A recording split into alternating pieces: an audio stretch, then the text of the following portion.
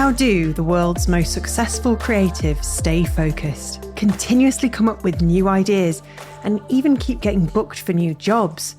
What does it take to stay relevant in today's competitive industry, particularly with the threat of AI hanging over all of our heads? That's what we're here to find out.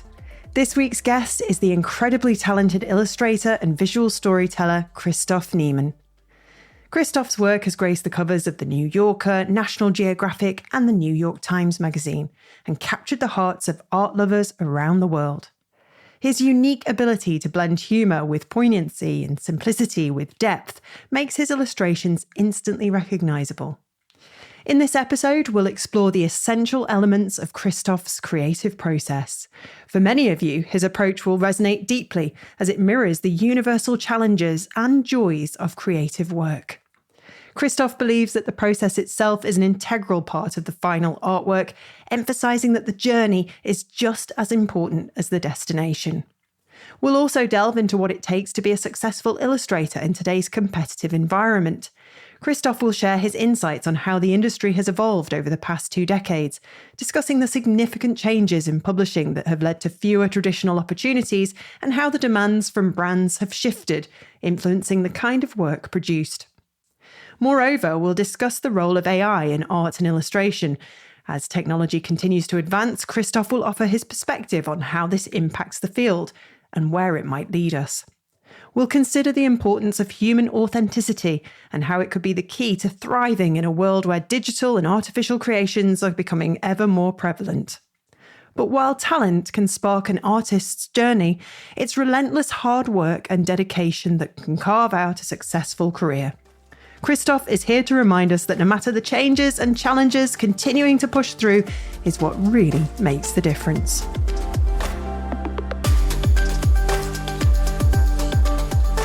This show is sponsored by MPB, your trusted resource for pre-loved photo and video equipment.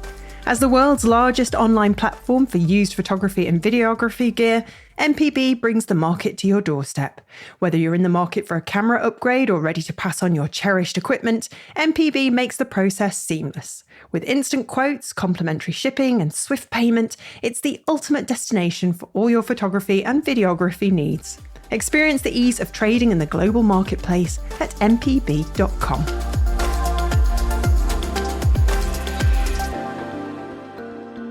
Christoph, thank you so much for joining me today. Great pleasure to be here.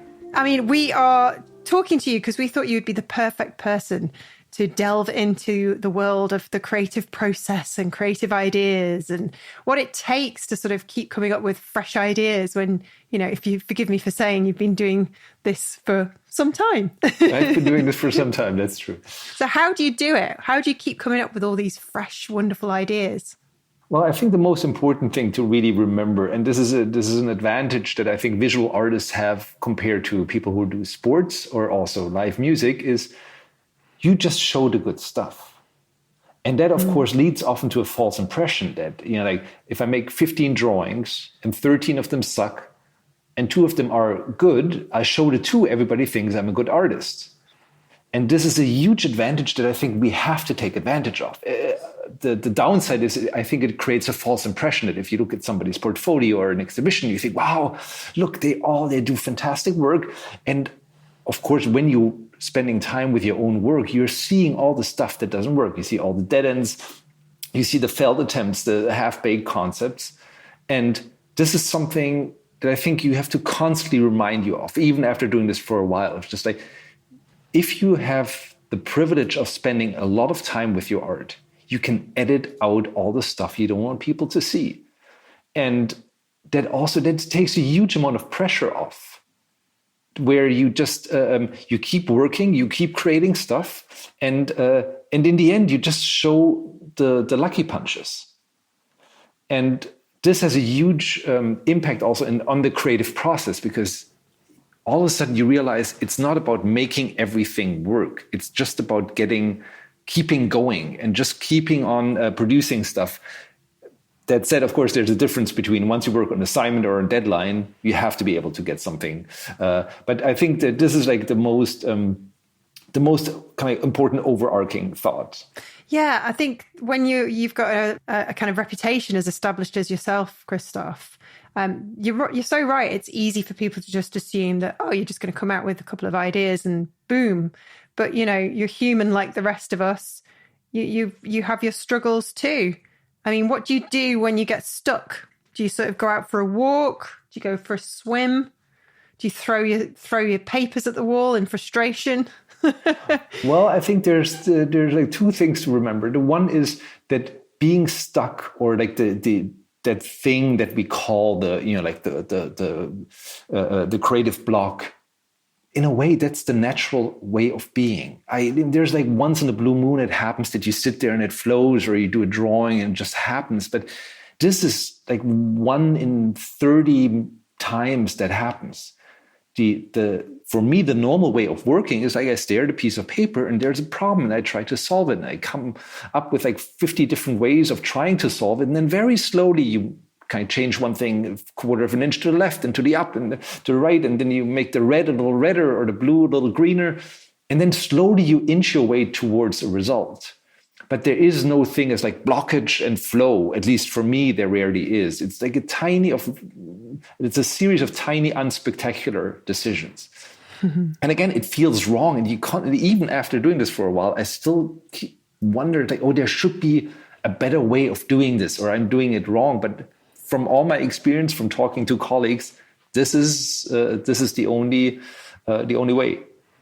This is the way. Yeah, it's trial and error, and it probably gets easier over time with experience, I expect. Not really, because it is as frustrating. And unfortunately, it's also like once you've done a thing that works, you hold yourself against that and you forget all the failed attempts and you feel, oh, I knew how to do it last year, because you remember the 2 or 3 things that ended up being printed. And then you sit down and it just doesn't become easier. Also, you think, oh, maybe after doing this for a while, it should become easier. And I think what I've learned over the years to appreciate is that I think dealing with that inherent frustration of creating work is maybe that's the only talent that's really an artistic talent that you have or that you don't. Because in the end, when you work, you're not dealing with, or maybe you dream of like, I become an artist, and when I live as an artist, I surround myself, like I spend my day looking at nice art because you're an artist. The thing is, as an artist, you spend your day looking at bad art and you're trying to fix it. And maybe at the end of the day, for 5 minutes, you go like, wow, I had a successful day and now it works. But the reality of working as an artist is trying to fix something that's not right. And so I think you have to, and maybe that's the one thing that's not teachable, is to be okay with looking at a piece of paper with subpar work in front of you and not being discouraged by it, but really kind of keeping on going like, oh, but maybe I can fix it this way or that way, or maybe I have to throw it out and start all over again. And I think once you're okay with that, or once you realize that this is the way, then this whole approach of like, what is the creative process becomes totally different, because it's not about the path to glory or like unlocking something where like a perfectly formed, perfect idea is sitting there just waiting for you to be grabbed. But it is a process of just fixing and working and tinkering, really. How did you sort of, because you moved to New York, didn't you? And you worked there for quite some time at the New York Times. I mean, how was that sort of experience for you? And how did that shape your process, if anything? I mean, was it more kind of formal in that kind of sort of area?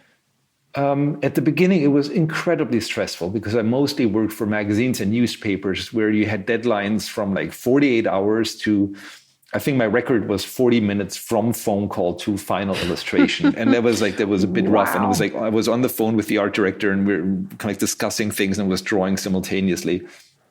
And like 40 minutes is a bit short, but what I learned also, I sat in as an art director because I was really curious about it. So I sat in for my friend Nicholas Blackman, who was working at the New York Times op-ed page at the time, working with illustrators. And once you sit on the other side, you realize actually that the assignment is something much different from what you as an artist perceive it.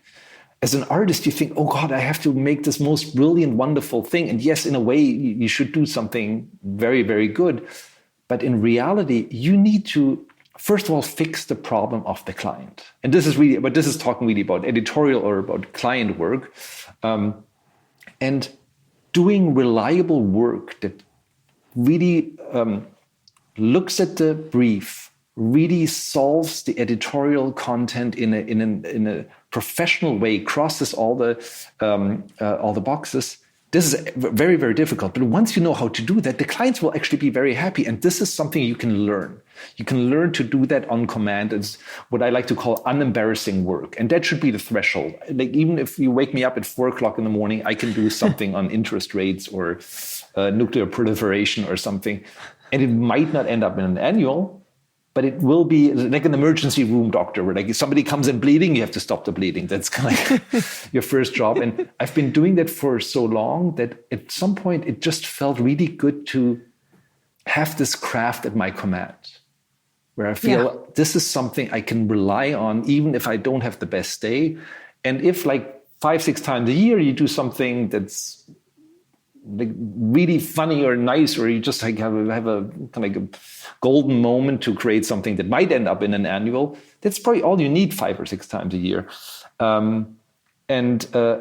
This was a slow learning process, but this routine and professionalism is the one thing that really calmed me down, and something I would really recommend whenever I talk to students. I say, like, this is the one thing you can practice. And this is the one thing that lets you sleep at night. That, like inspiration, that's all fine and happy. But if you have that, your job will be fine. Yeah, it's working with the clients and immersing yourself in that corporate world that is something you can only learn once you're immersed in it. And once you have those skills, working with other people and meeting deadlines and knowing what the brief is and being able to interpret it. I mean, that is kind of a huge leap forward, isn't it? But it only comes with time and practice. Yeah, but I think it's something you can practice just as well as a student. It's not something where you necessarily have to be, but you think differently of when you work, you really think, like, can I finish this? If I do one version, would I be able to do 5? Would I be able to do changes? Am I flexible enough in terms of craft to really redraw the whole thing and it still has that flow? Or is it something where you do a beautiful sketch and people say, I love it, but instead of a dog, it needs to be a cat. And you go, ugh, no, but sorry, that was just my one lucky punch. So I think this is learnable, and not only in a critical situation. In fact, I think the moment you send out your portfolio, you're promising to art directors and clients that you are a professional and you should have that skill and constantly practice that skill. Of course, you will become better at it with time, with experience. But this should be the goal, rather than have like some fancy portfolio with like the 10 best drawings you have. I think you should have a portfolio with the things you know you can deliver under pressure. Absolutely. And fill it with different ideas for each brief. Is that something you encourage them when you talk to students?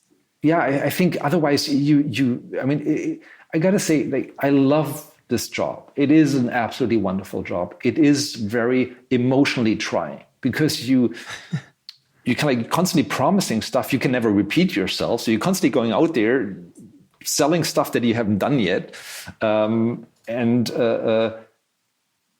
Dealing with the frustration of like not always living up to your own standards, and this is something that kind of like it wears on you. And to have this kind of armor, this professional armor, is something that I think is very, very important for your emotional health. The same way it is important to kind of be able to talk to colleagues about all the downsides or like the all the different challenges, from artistic ones to economic ones to. So I think like having a social environment and having the craft, the solid craft, are very important pillars to go through a career with kind of like with your mind and your heart in like halfway intact. Thinking back to when you were a student, Christoph, what was the thing that surprised you the most when you embarked on your career? What sort of really shocked you about the working world as an artist? In like the one thing, it wasn't as much a shock. It was it was more like a beautiful revelation to see that like you feel like yourself, you're at the bottom of the food chain, which you are in a way as an artist, because you're not like, when they call you, there's nobody else you can call. It's just like you're at the end of it. But to see that they are dependent on you, and especially art directors, they're sitting there, they have like usually the clients or the editors breathing down their neck. And when they call you, they give you a lot of trust. And once I sat in the art director's chair, I realized, like, if I screw up as an artist, like they might just call somebody else or like never call me again. But at the end of the day, they still have to print something. They can't just call it a day and say, it didn't work out. They have to still, like, within 3 hours they wasted on me, like their time has shrunk and they have to print something at the end of the day. And to see that, like, you have a very important role in that whole process.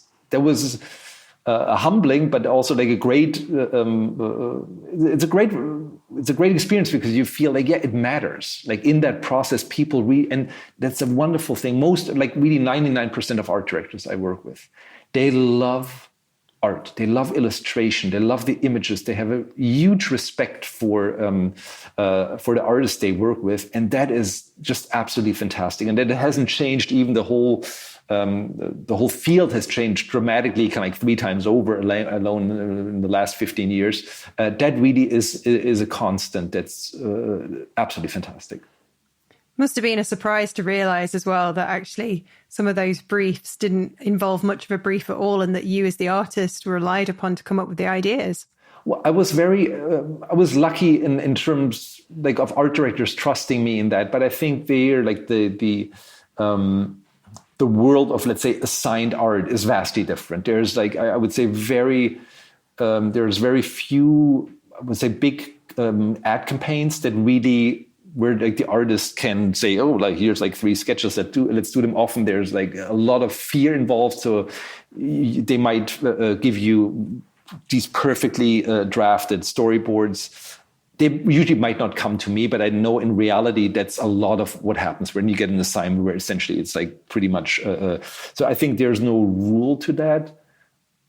This is something that might have changed. And also, like, I realize when I talk about the creative process that everything changes so dramatically through social media.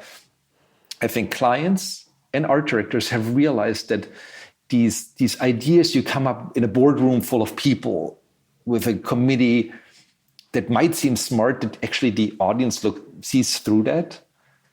And this is something that in a way contradicts everything I was saying before, where maybe this whole thing of like working from your gut is actually becoming more and more important, because this kind of like smart illustration that used to be the mainstay of editorial illustration, I think works less and less, because we realize that audience are actually much smarter than kind of like looking at a business drawing of a guy in a suit climbing up a ladder and says interest rates below it. It's just like...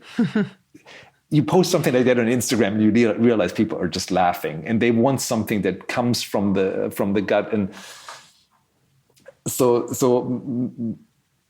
in a way, I feel that we're entering, or maybe we're already in the middle of a time where all these rules about good craft, I think they're still absolutely necessary. But in a way, maybe we have to do much more now and really become much more, even more authors of art, even more kind of putting ourselves and chance and lucky mistakes into the work. Because I think as audiences, I know when I look at a drawing, I know whether this was planned or whether that went through like 15 iterations through an editor, or whether there's still some spark and some life in there. And I want to see that. And I know that I'm not the only one. Yeah, like the general public as well will sort of get a gut feeling. And I guess there's a reaction, a backlash with things that are made by computers too. AI, I mean, I'm sorry to bring it up, but, it kind of makes you feel kind of a bit uneasy.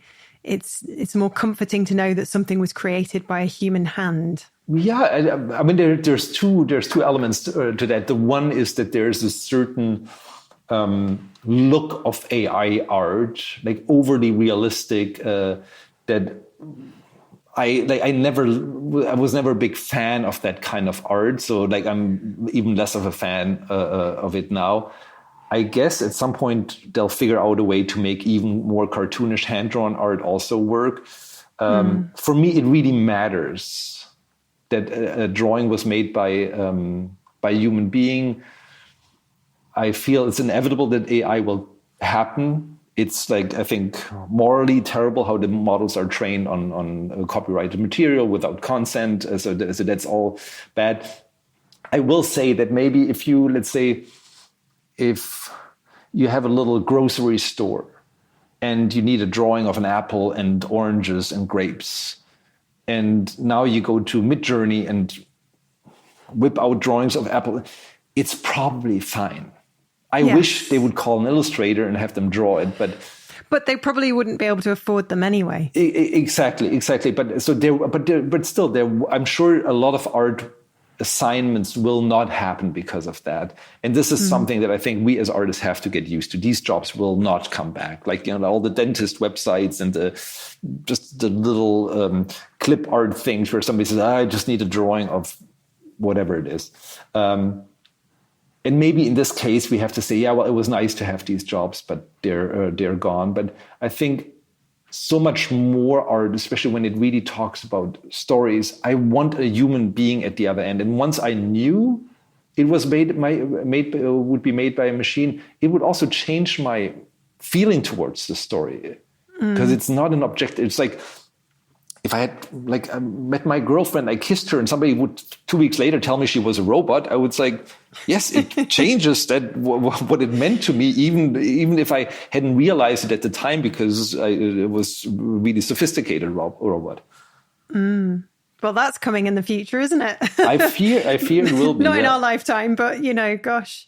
I mean, I think something that might happen early, and I'm thinking a lot about so what rubs me the wrong way with art? Like, what's an example? And I guess we are probably very close to, let's say you watch football, and I guess you can feed the 50 best Champions League game into a computer and make a Champions League game that's even better. Let's say you take the greatest game and you just add like 3 more goals to it. And technically that would be a better game because it has more goals. But of course, nobody would care about it because it was just not a real game. It is, yes, like as a spectacle to watch on TV, it would have one more thing, but that's not the point of. And I think we as artists have to find a way to make people care about it as much as we care about watching a football game and knowing, yes, there are real people running across the pitch. And once you alter it, it's just like, it becomes uninteresting, even if it's better, quote unquote, in terms of action or goals or whatever it is. And then even, sometimes that's a 0-0, but still that's why we're interested in watching. And that's why it's exciting if it's a game that goes in overtime. Well, it doesn't feel authentic. And so that backlashes on the brand, surely. Like if you're, like I've said this before, if you're a holiday company and you have a brochure that was illustrated before or if there's a photographer that went and took those shots and then suddenly you're using AI of that same resort, the consumer's going to say, well, hang on a minute, what's real? What's authentic? So that's kind of one of our saving graces as creatives. It's having that credibility as humans that this thing that we're making is real by a real person. And I think there's huge value in that. There always has been. So it might be our saving I grace. absolutely agree. Yeah. It puts, that said, of course, it puts a lot of pressure on us. Like I never planned on doing social media. I was like, in fact, I really felt like I'm sitting there and doing my drawings. Why do I have to advertise them now on social media? That's the whole point. I work for a newspaper, so they print the drawings and bring them to the audience. And I reluctantly then ended up doing it because I realized this whole bring your own audience thing was really happening. And I feel this will not go away. And in order to show that it is human made, I think as artists, and I know we're not all made like that, I think no artist is made like that. We have to learn to also communicate about our art. Like we have to have this direct contact with the audience and cannot only rely on middlemen, whether it's like a gallery or a publisher. And of course, it's a lot of additional work that is not as important as actually sitting down and doing the art. But it's something that I fear we have to do. And it comes with the package of being an artist, that you have to communicate with your audience. Where does it come from? Having a narrative, like an overarching narrative in your work. It's PR, it's reputation management, it's keeping your name out there when there's so many other illustrators coming up. It's part of the game. But you've had lots of success with that and lots of followers, and I think we're living in this era where actually artists and designers and illustrators have never had it so good, really, because you're famous, whereas before, the general public, people who didn't work in the creative industries per se, are now knowing who people like yourself are and others. And we have like all this amazing street art, which we never had 30 years ago. Being an artist is cool. And just look at Banksy over here in the UK.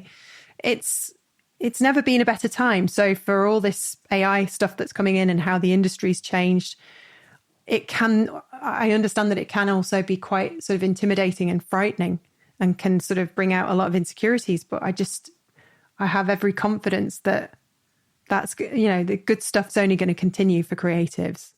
I have a lot of confidence there. I mean, there's challenges. I think the biggest challenge is, of course, how do you actually make money with the art? And from like the area that I used to work in a lot, editorial, that of course has shrunken down to a fraction of what it was. I mean, places like Entertainment Weekly or Time or Newsweek, they would employ a little army of illustrators each week, and it's more or less gone without, I think, much anything to replace it.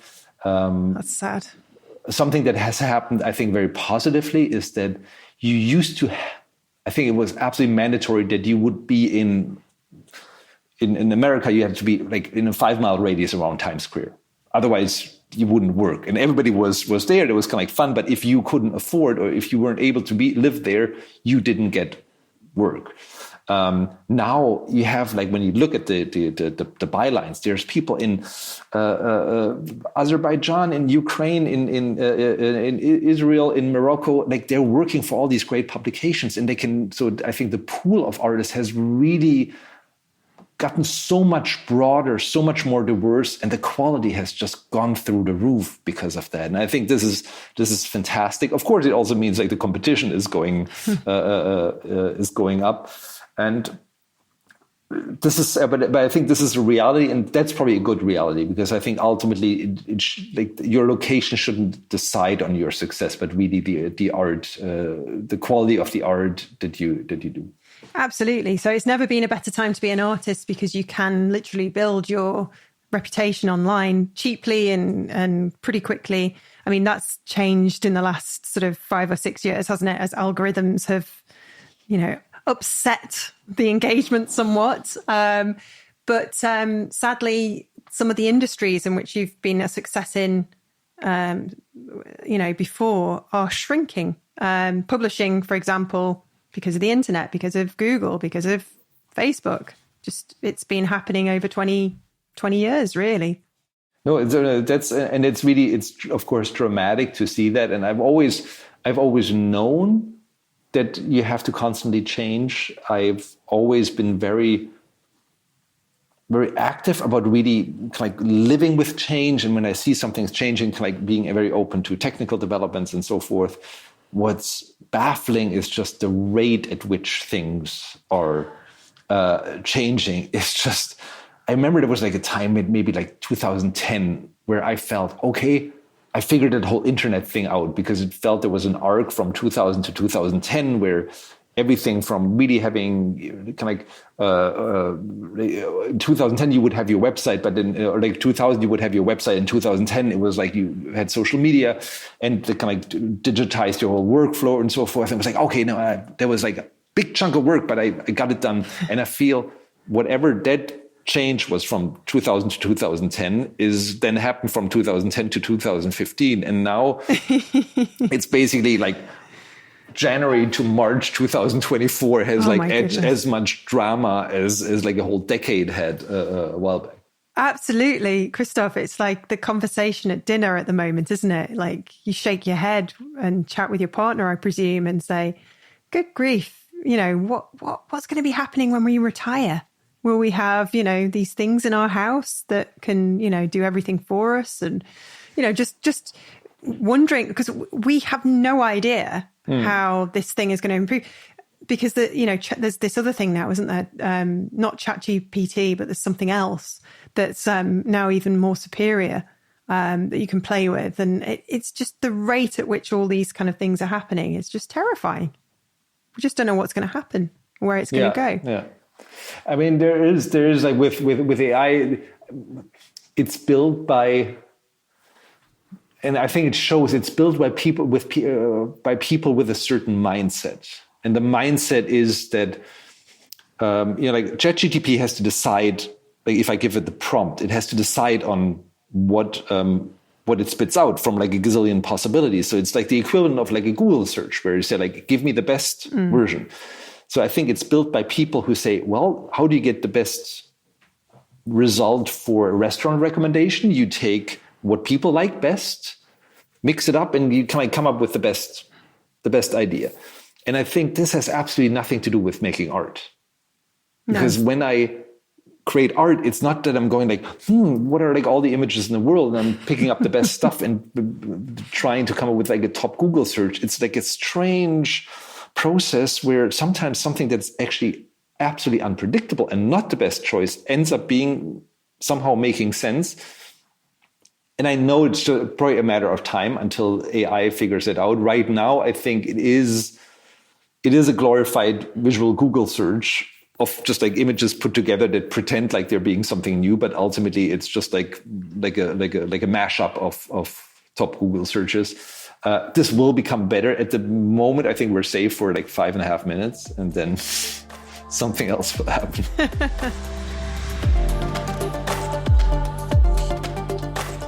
This podcast is made possible thanks to our sponsor, MPB, the largest global platform to buy, sell, and trade used photo and video kit. Every Monday, we catch up with photographer and MPB ambassador Ian to get some handy photography insight and tips. What do you have for us this week, Ian? This week, we have what filters should I buy? So we'll start off with a filter that probably every photographer knows. It's the humble UV filter. So it's something that you'll see most people using on the front of the lens. So whilst this filter does remove some unwanted light frequencies, which may alter images slightly, its main purpose really is to protect the front element of your lens in case you drop the camera, for example. So try to invest in a good one, as otherwise you are effectively putting a very, very cheap bit of glass in front of your very pricey lens. Secondly, a polarizer is great at cutting out surface reflections from shiny surfaces like glass, water, and even foliage. Using a polarizer is how photographers are able to shoot through water without that white hazy light ruining the shot. You can also invest in ND or neutral density filters, which is a filter that darkens the image, allowing you to shoot at smaller apertures in bright conditions. So effectively, it sits on the front of the lens in the exact same way that a UV filter would, but it almost cheats by telling the lens that the image that it's actually seeing is actually darker. So it allows you to create, for example, longer exposures at specific settings. Thanks, Ian. That's super helpful stuff. If you'd like to find out more about anything Ian mentioned today, visit mpb.com. And now, back to our episode. Are you doing anything to sort of, prepare for this? Are you just sort of like me, just watching and learning and playing with these tools and reading up about them as much as possible? Or do you kind of like put it on the side? I'm watching and learning. I'm really trying to keep my hands of it. I mean, I've played with it. I'm curious. There's one AI element that I love and that I use a lot, and that's content-aware deletion in Photoshop. This is absolutely amazing. Let's say you have like a sunset, and then you have whatever one branch of a tree going through kind of like clouds or something. And if you want to delete that one branch that kind of goes through a color gradation, that used to take like an hour of just like carefully retouching the sky. And this is like, I think for like the last 3 or 4 years, Photoshop had this feature where you can delete and it just kind of considers the background when deleting. And I guess this is like super cheap AI. This is fantastic. I love it. I wouldn't want to live without it. Other than that, I think the most important thing one can do, and is something I try to do, is that through social media, but also newsletter, exhibitions, etc., really building a connection to an audience and really having these communities. And I feel the days of like having the New York Times, just where we have a drawing and you reach 1,000 like 1 million readers, like because everybody's just like opening the paper in the morning, looking at the same image. This is over. And so I think now you have that, but even that becomes much more compartmentalized, and you have to kind of build your communities. You have to really kind of engage with people that in the end, it's not something where the readers don't kind of wake up in the morning and go like, oh, of all the gazillion artists in the world, who do I look at? They do that in a way through the algorithms. But I think the only thing where you can kind of prepare as an artist is to really say like, how can I do stuff? How can I engage? Can I be part of a culture of people that they want to maybe look at my stuff, what I do next, and having a continuity in the conversation with the audience. How I do that, I don't know, but it's somehow that I try to think about that it's really about a back and forth with the audience. Mm. Do you think printed media then is dying? And do you think really quality publications like the New York Times are safe? I think the New York Times has been, there's been that thing called the Salzburger Report, where I think in the early 2000s, maybe like 2010, like the now publisher went out and he just spent 3 years looking at every single aspect of newspaper publishing. And I think it's at the Niemann lab in Harvard. You can still read that thing. And they implemented everything he said, more or less. And it was about different entryways, like how do people read a newspaper. It was about the importance of authors, bringing in their readers, all these things, like the backlist of articles. And the New York Times, I think, was the one publication that did all of these things. And they're doing relatively fine from what I heard. They, of course, have to keep on changing everything. I think print, in a sense of the September Vogue with 1,000 pages, like being a big moneymaker, I think these days are over. But I read somewhere, I don't know if it's true, that last year there were more vinyl records being pressed than in any time before, like even of the heyday. So analog media is not dead. And I think people love print. Where is it? Oh, I did actually have some records in here, and we've moved them. I forgot. I put my piano there instead. No, and we so love I records. think people like the physical sensation of print is not going away. I think that's absolutely alive and kicking. And but of course, then it really needs to be physical. Then it cannot be some crappy inkjet something. But then it really needs to be done with love and care, whether it's an original or an edition. And so, it's not something with an edition of 1 million. No. But I think if it's something smaller, if it's something that really has a history between kind of author and audience, I think there's a lot of good things that can happen. Yeah, I think in times like this, the cream always does rise to the top. And the New Yorker is a prime example of somebody who did exactly that. I mean, they made themselves an aspirational brand, not just in New York, but all over the world. Yeah. With their little kind of bags, their canvas bags, and their subscription model is amazing. We're in Manchester and we subscribed to the New York Times for a few years quite happily because it's just such great writing and content.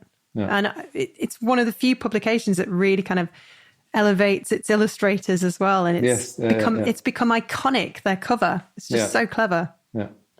How do you feel when you get on their cover? Do you frame them? That's very, very, that is very exciting still. The New Yorker, I mean, the Times has this huge kind of journalistic impact and is a fantastic client. The New Yorker, of course, is much more this more about the intellectual and these long form reporting things. But there is, I think, this strong bond between readers and that magazine, which is fantastic. And they I think were maybe the only publication that really carried that over from the analog times to the digital time. And as you said, like with the bags, which are like a fashion icon, and you go to some art opening, and these like super hipsters run around with with a tote bag from a magazine that's like 100 and something years old. I mean, this is really remarkable. And of course, it's an uphill battle for them as well, but. That's the thing. The audience, like in this case, I think they want the publications to succeed, and this is I think as long as you keep this conversation alive, I think there's a good chance it will work. What else have you noticed then that's changed in the last 15 years that you dwelled on before? I mean, it's really what I mentioned earlier. Like when you look at advertising, that this idea of a big campaign where you say, oh, we're going to do 10 images and we're going to plaster them over Times Square in like a spread in an ad in a magazine. I rarely see that now. You see it maybe with like some cars, but or like some big ticket items. But usually it's much more broken up into different channels. And what I've seen. And it's very interesting that there's always this kind of like the world of fine art and the world of kind of illustration, graphic arts.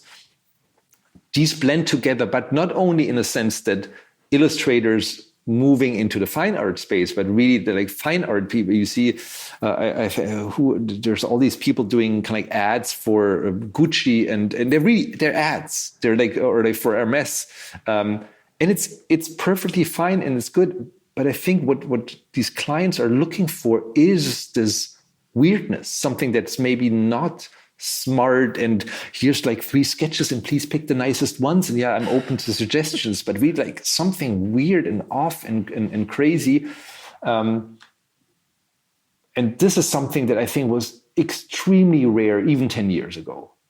Wow. And now I feel brands have realized that in order to break through to an audience, you might really need an authentic voice, and not only like a fake authentic, like, oh, here's a rough drawing and it's done in pencil, but something that really might not even line up with your overall corporate message, but where you really feel like, no, there's somebody who just like did something and it kind of only makes sense 70%. And it's a little weird, but that's, and sometimes it might fail. And this is kind of exciting. It's kind of unpredictable. It's, I think, very difficult for an artist to kind of build a portfolio in order to get a job, because usually I think these jobs are only being handed out to people who have made their mark somewhere else. But I think overall, visually, culturally, I think it has created much more interesting stuff than you might have seen before for similar products or campaigns. Great. And as you alluded before, things change. They can sort of go back to where they were. And with traditional printed media, I have a gut feeling that they're going to have a resurgence because of social media and the algorithms that continue to make things difficult for people. Perhaps, maybe people return to those kind of channels. Who knows? I know that the big brands have, endless unlimited budgets to spend on social advertising. But if people aren't on there anymore, I mean, look what happened with Musk and Twitter, X. What I felt, and I don't know if that's just like age or something, but I love the energy of Silicon Valley was something I always really enjoyed. I loved working for clients there. I loved going there and just really I always felt there is and was an amazing energy of innovation and just like crazy young people doing weird things. And that is making electric cars, building rockets. It's exactly. Crazy. So that's in general that there's something really, really exciting. But I feel that I imagine a boardroom in Silicon Valley 15 years ago was, how can we do something really insane, even if it's just a stupid app? And now I just feel in every boardroom in Silicon Valley, there's people saying, how can we turn this into a subscription model that brings $9.99 a month? Yeah. And they don't even talk about the product anymore, or whether it's like a delight. Everything is just like, you feel, it's just like, how can we turn it into some stupid thing people subscribe to? And there's been very few, like, and again, like I love that stuff, but there's been very few products or services where I really felt, oh, this is very exciting, because I felt it's just like, even before it's ready to be really good, they try to monetize it in this kind of really kind of sneaky way, and you feel that's where all the energy goes, instead of like first putting the energy into a product that really, I mean, Instagram is an exciting product, and I think it took them like a long time to really build it into the thing that billions of people really latched onto. And I feel if they would do it today, I think they would, like after 3 months, they would start with the crazy advertising, and they would probably kill it because they would go too fast, maybe out of pressure, maybe they have to, but. Well, that's the VCs for you. But yeah, it's a shame that all that raw edge has gone. I'm sure it's still there in pockets, but still plenty of people trying to innovate and make their money, make their millions. When that's the hope, and that ultimately the markets will like.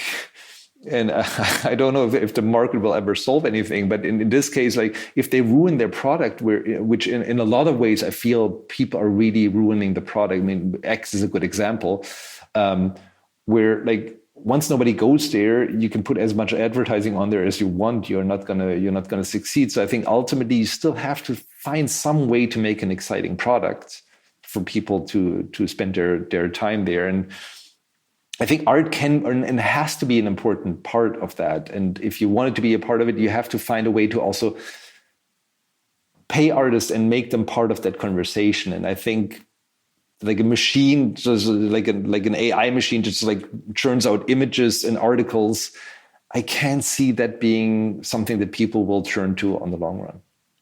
Are we just old, Christoph? Are we just reminiscing about the good old days? Because everyone always says, wouldn't it have been great to sort of lived through that era of the 1970s when New York was the way it was, and you know there was so much creativity and art going on despite the city being on its knees. I mean, and I felt I came in there at the very, very, very end of that moment in like the late 90s. And there was one thing, and this is like easy to forget. If your work was not printed, it didn't exist. Like it literally, like nobody could see it. There was nothing you could do. And for all the flaws of Instagram and Facebook and all that, now any artist who does not fit also like the majority white male young stereotype of the time, can sit somewhere anywhere in the world and theoretically at least post an image, and that image could reach like millions of people or at least with a very, very low financial and geographical threshold. And I would never want to go back to the time where like things were so incredibly limited. So we have all the downsides, but as far as that goes, the idea of going back to like that world of like Madman style image making, I think is pretty cringy, even though I love the series. Oh yes, gosh! I mean the style, the mid-century design, and and the music. Wow! But it's easy to romanticize. I'm just wearing a stupid sweater now, but I think we should go as artists. We should go back to actually wearing a suit and a tie for work, or at least a white lab coat and a tie. These are my life goals. I think if we would do more of that, then we would. Things are on the up. That would be nice. Whereabouts did you live in New York? Are you allowed to say? I went back and forth from Brooklyn to Manhattan. In the end, I had my studio in the meatpacking district. Nice. And it was very, very exciting. They just with the old pastis downstairs, and still funny smells every once in a while on a hot day, but also I had a studio in Chinatown, I had a studio in Brooklyn, and I always loved going to the studio there. Yeah. It's nice seeing your face light up talking about those days. Oh, absolutely. But I got to say, I love my studio. Now I have a studio in the middle of Berlin.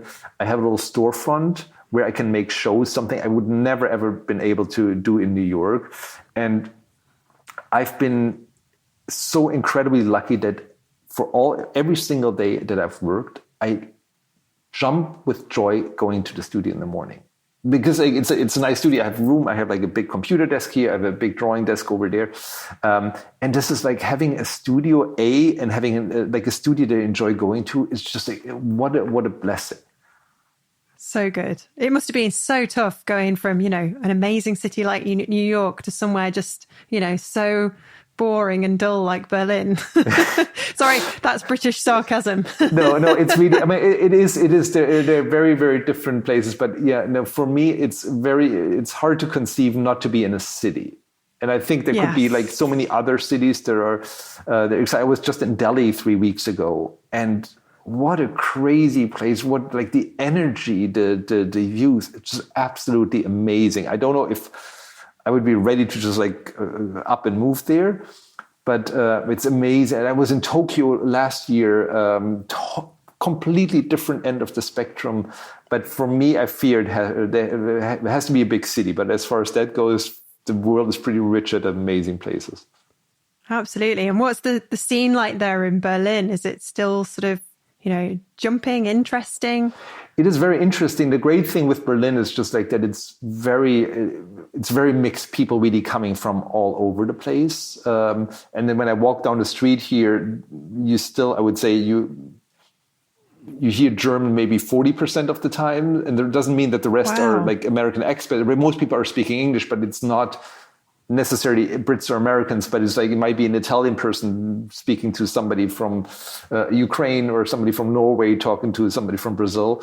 But there is a lot of different people from a lot of different places, and that energy is very, very interesting. Was it nice to come home? Yes and no, and because like I'm from West Germany, from the southwest, and Berlin is even though parts of Berlin were technically the west, it's a big city that's so much different from like Stuttgart, Cologne, Hamburg, Munich. Like the whole feel of the city was much different from where I grew up. And I didn't want to go home, not because I didn't like it, but I wanted it to be a move forward. And Berlin really has a very different feel. And I love that. It's great. It sounds like you've got it all made up there in Berlin. And do you feel like you've still got plenty of years left in you to work, or are you somebody that looks forward to retirement? It's just absolutely inconceivable for me to. I had a feeling. No, and it's probably also like problematic to define yourself so much through the work. That might be a little unhealthy, but on the other hand, like drawing is something that I think physically should be possible for a very long time. And there is some, and this is like another beautiful realization that kind of art, and even if I draw a stupid palm tree or a church tower, I feel each year deserves a new rendition of a palm tree. And they're like because it's if it's 2025, we need a new look at a palm tree. It's like it's not done, and it's not like that somebody has figured it out and it's over. So I have absolutely no doubt that for me or anybody else, we'll run out of reasons to make art. Absolutely not, and probably won't ever run out of ideas either, Christoph. Well, not if the world keeps on being as erratic as it is. Then I think there's like enough inspiration, or like at least enough unease to trying to sort it through drawings. It's a very I think it's a healthy way to not go insane. Yeah, it's a very heavy atmosphere at the moment, isn't it? There's a lot going on. Do you spend a lot of time at your desk then, Christoph, or do you have a good work-life balance? Because I have a feeling you're at your desk quite late. No, I'm really kind of going back to the creative process. I'm quite obsessed with that, but ultimately the thing I'm obsessed with is the quality of work, in a way that probably an athlete is obsessed with how fast they run. And I've been really trying to watch myself, like, how do I get the best results out of my work? And I realized very early on, that might be a little bit of a type question, all-nighters are usually horrible. Not because it's sad to work at night, but if you're tired the next day, you might get like 20 hours of okay work, but then you're tired for 3 days. And at least I've come to the conclusion that working consistently, 8-hour days with, even if you get 6 hours of real drawing work, real kind of creative output, that's 5 days a week. That's a lot of work. And I think very, very few people really have 6 hours concentrated creative work 5 days a week. That would be a lot. And I think my whole obsession is like, how do I create a condition or like an environment where I allow these kind of golden moments to happen, where something is like better than average and better than craft and better than what you could do any day. And for me, it just means very regular hours. It means very reliable tools, like things in the same place. Actually, no music when I draw. Just very few distractions. And so I'm often, like now that my kids are a little older now, so the youngest one is 16, so I don't need to go to the playground. So I realize I keep coming back to the studio on weekends, which I didn't do for a long time. But in the end, you can only push it so hard. And there's like, you can spend like another 5 hours. Like if you're empty, and you have to put something in your, if you don't put anything in your head, nothing will come out of your hands, I think. You don't really want to advise people who are just starting in this field to work hard and work long hours. But I have a feeling that your creative process and the way you are, the way you love your work and your art, that's kind of been part of why you've been successful. Being an artist is there's no need for what we do, really. Like once we do it and it's great, there's people say, oh, I'm glad it's around. But it's not like a doctor where people have an inherent need to look at your art. And so I think you have to create it through the work you do. And it's just, it's inevitable that 80% will not be up to snuff. And so I think the only secret is spending a lot of time. And a lot of other people are doing it. So of course there's like a lot of competition. And I feel time is the only solution. And it's like the same way if you're like the most talented football player and you say, oh, I'm fine with half the money, but I only want to practice 2.5 days. That's fine, but you're not going to play in the Premier League because so many other people will do. And they might have like 10% less talent, but ultimately they will spend more time working on the details, and again, like creating that lucky moment. If you just I guess there's a limit to everything, but ultimately I don't think making art or music or sports for that matter is something you can do half-time. You can do it half-time for fun, but if you do it professionally, I think it's like, you better really like sitting at your desk. Well, thank you so much, Christoph. It's been great chatting with you about your creative process and hearing about what you think is going on in the world and where it's going to take us. I will let you get back to your desk. Thank you so much. It's been a great pleasure. Thank you, Katie.